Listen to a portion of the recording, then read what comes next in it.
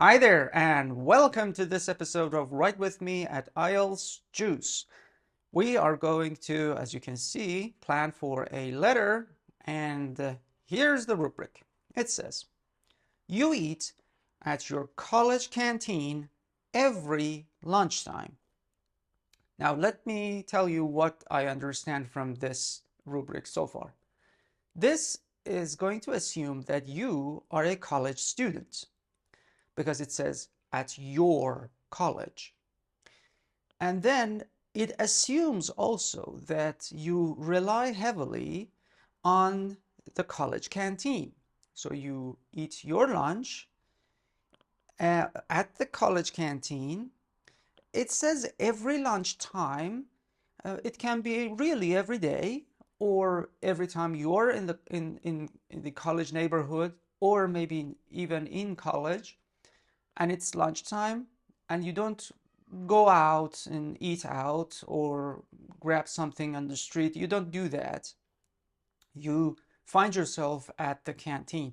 This is important because we want to create this persona of you, that you are a college student and you are very active. And that's why in the morning you're active, and then you feel hungry, you're around your college, you find yourself at the canteen. Let's move on. However, you think it needs some improvements. The only thing I can say here is that it says you think it refers to the canteen, needs some improvements, plural. So you have more than one suggestion to make. You have 2 suggestions, 3 suggestions. There are ideas for you that you can improve this canteen. It might be the food, it might be the atmosphere, it might be the timing, it might be the building, maybe some facilities are missing, maybe you're talking about sanitation, maybe the staff, maybe the organization, the arrangement needs some improvements. All these elements can be discussed in your letter. Now, let's move on to the other parts. And this is the part where many students unfortunately ignore. Let's move on and see what exactly I mean by that. Write a letter to the college magazine. Please pay attention. College magazine. We are not writing this letter to the head chef. We are not writing this to the organizer, to the manager of canteen. We are not writing this to the university dean, or the head of the university, I mean. But who? Magazine. It's a college magazine where you read many stories about college life, successful students, I don't know, some technology breakthroughs, some information about professors, anything, but this is a college magazine.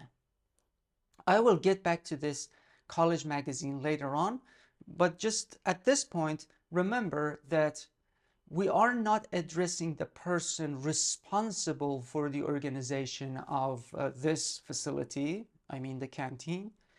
We are going to raise awareness.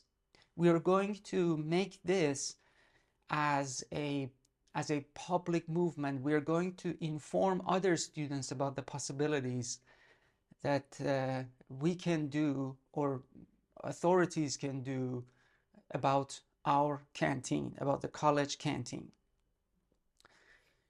Now, in our letter, we need to explain what you like about this, about the cafeteria or canteen. It's just a difference between American English and British English. Both pretty much mean the same thing. So cafeteria or canteen doesn't matter.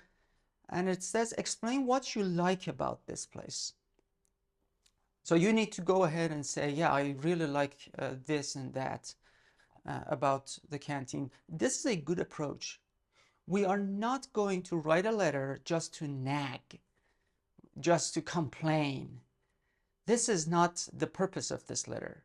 We want to acknowledge that there are good things about this canteen, but at the same time, we want to make a criticism, constructive criticism, so that they improve the quality of the canteen, our college canteen. Next, now we need to say what is wrong with it. As I can see, the grammar doesn't limit us. We can say one problem. We can simply focus on the food quality. We can simply focus on the building, the structure. We can focus on the management. Doesn't matter, but it can be only one problem. This part is fine. The third bullet point says, suggest how it could be improved. Now, this is related to the topic, and this one is where you make those suggestions, plural. So here you say, yeah, I would like to suggest A and B. And both of them can be related to one problem. For instance, you have food problem. You can, introduce a local market. The cost is cheap, and the food is, or the produce is fresh. And at the same time, you can suggest a team of students and professors to monitor food quality randomly. And they report to the university dean or any head of authority based on the food quality, nutritions, things that are helpful for the health of college students. So one problem can have more than one solution, one suggestion. All right, before we begin, we need to decide on the tone. We are writing a letter, but we are not writing a letter to the authorities. So it's not 100% formal. But at the same time, the editor-in-chief of this magazine is not our friend. So we cannot just say, hey, Jack, or hello, Mary. Doesn't work that way. The magazine director, or the magazine editor-in-chief is not our friend, and this is very first letter in our communication. That individual has no idea about this issue. You are going to raise this issue. This is the first letter in our communication, and that's important to know. So stay still. So we have a combination. We don't know this individual. This individual is not our friend, but this individual is not the authority to solve the problem. So my suggestion is to maintain a formal tone, but it doesn't have to be too formal. It can be with a touch of little friendly approach. I'm going to put it over here, but the formality definitely exceeds. So the formality is on top. All right. This in letter writing is called semi-formal, if that helps you understand where we stand. But once you find that sweet spot between formality and informal, then you just need to maintain that throughout, which is not an easy task, by the way. Now, of course, we need the very first sentence. As I told you, this is the very first letter. So this individual doesn't know a thing about this. You need to start by saying, dear Mr. blah blah, dear Ms. blah blah, or if you don't know the name of the editor-in-chief of this magazine, just simply address them as dear sir or madam. And your very first statement needs to be something that you connect yourself with the magazine. That's key. What do I mean by that? You need to say that I'm a frequent reader, and I'm writing this letter. I am a subscriber, and you don't have to start by saying, I'm writing this letter regarding canteen.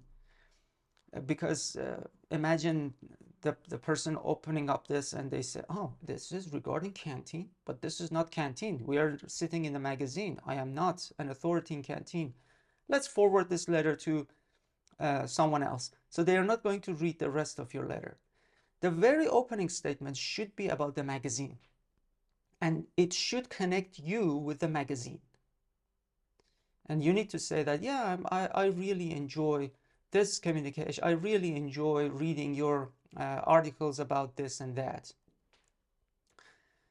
And then you can say, you can connect by saying that, oh, by the way, I wanted to say that our canteen is very good. It has some very good elements.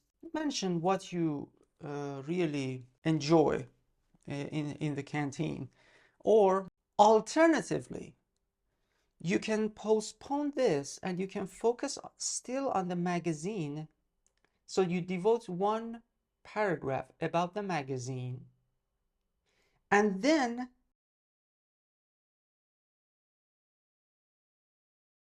in the next body paragraph,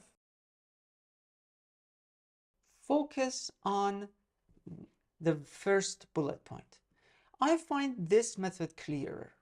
So to wrap it up, talk about the magazine, your connection with the magazine, whether you're a subscriber, you're a frequent reader, you enjoyed this, you particularly enjoyed that article about this and that, and say what you really like about the magazine. So devote 2 sentences to 3 sentences about the magazine here. Your introduction is your connection with the magazine, but you start addressing the bullet points from the very first body paragraph, and you devote the first body paragraph to why you believe the college cafeteria is a good place. So obviously there are a set of qualities that you like about the place, right? Things that you really like about the place. I would like to suggest 2, but 1 is also okay. So you can say what you really like about the canteen, and it will be a very short paragraph. Or it can be 2 things. But remember, things that you like, you mention what it is, and you need another sentence to give examples or support it. If you say another, you need to say what it is, 1 sentence, and another sentence to explain or give example or give some details.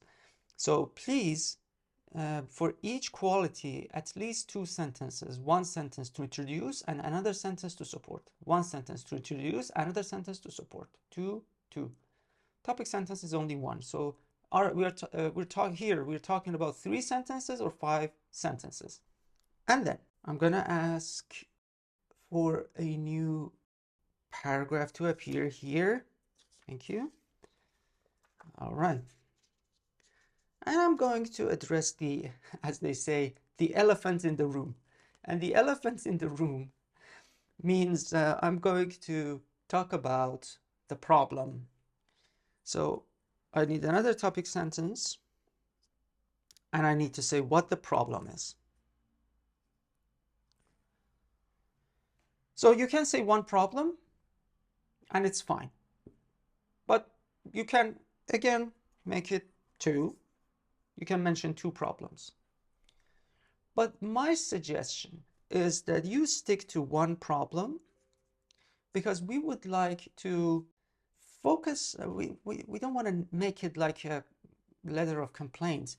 We want to make it make it look like a constructive criticism. So it's important to see that, yes, there are many problems, but we cannot solve all of them at once. What we need to do is to go 1 step at a time. So I'm going to also introduce a 3rd body paragraph.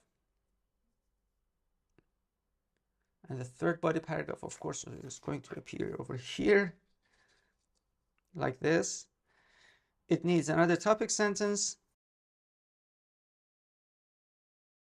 You obviously might ask a question like, Kasra, we are going to say a problem. Obviously, we need to come up with a solution.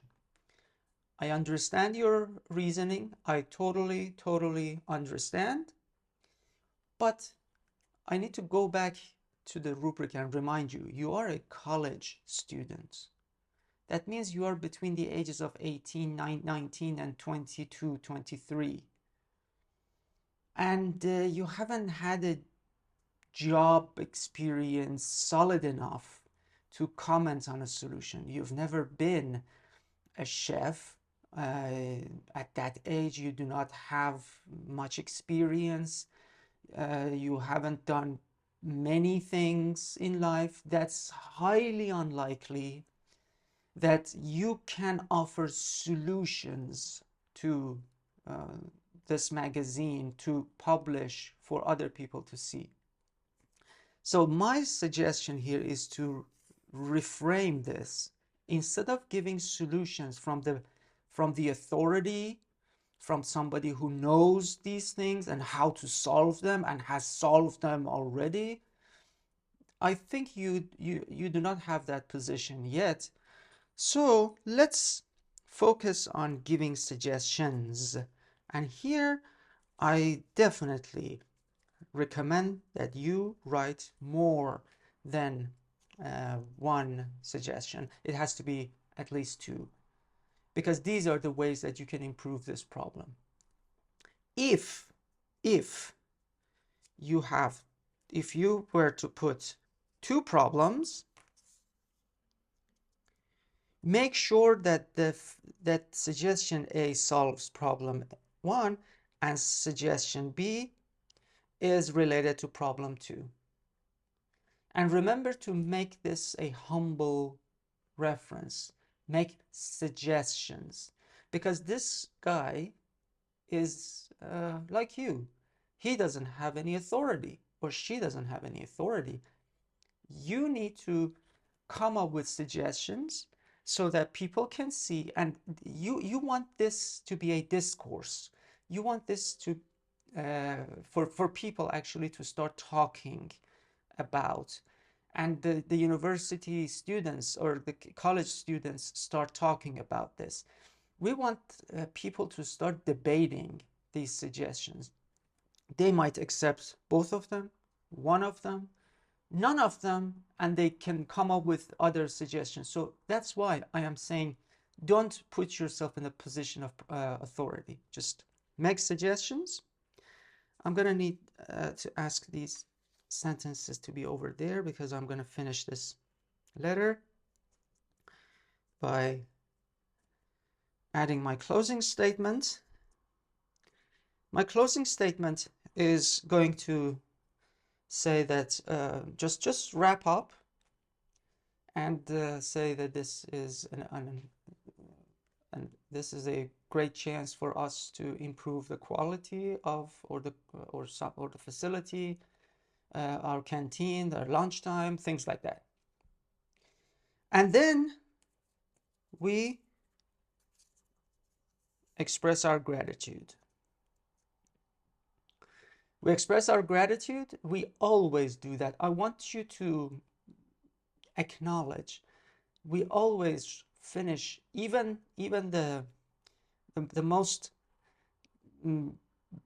bittersome or let's say the saddest stories of all, we still end it with a sentence of appreciation. At least we thank them for reading our letter. At least we thank them for reading our email, for paying attention, devoting some time to our sentences. Okay, this is going to be my plan. I gave you, throughout this plan, I gave you options to change the number of problems, change the qualities you would like to say that you enjoyed about this particular place. I even told you that you can merge the first body paragraph, the introduction, with the first body paragraph. I gave you an option where to write suggestions. You can come up with 3 suggestions, but that's not feasible. This is already more than 200 words, and that's even more than enough. So 2 suggestions would be enough. And I kindly ask you to always finish your letters with a sentence that expresses your gratitude. make sure that your tone is formal, but you're not talking to the authority. So you have this element of informality and friendliness, the tone, that you are not talking to the person who can solve this problem. You are talking to the person who has a voice.